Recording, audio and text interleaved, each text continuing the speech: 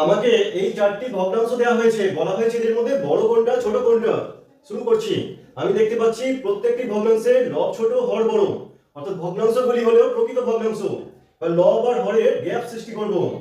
25 আর 28 এর গ্যাপ হলো 3, 53 আর 59 এর গ্যাপ হলো 6, 41 আর 35 এর গ্যাপ হলো 4, 93 105 এর গ্যাপ হলো 12।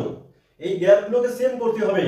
3 6 4 12 লসাগু হলো 12, অর্থাৎ গ্যাপগুলোকে আমরা 12 তে পরিণত করব। 3 কে 12 করতে গেলে 4 দিয়ে গুণ করব, 6 কে 12 করতে গেলে 2 দিয়ে গুণ করব, 4 কে 12 করতে গেলে 3 দিয়ে গুণ করব, 12 কে 12 করতে গেলে 1 দিয়ে গুণ করব। এই ক্ষেত্রে শুধু আমাকে লবগুলোকে দেখলেই হবে। 4 25 এ গুণ করলাম 100, 2 আর 53 গুণ করলাম 106, 3 আর 41 গুণ করলাম 123, 93 একে 93।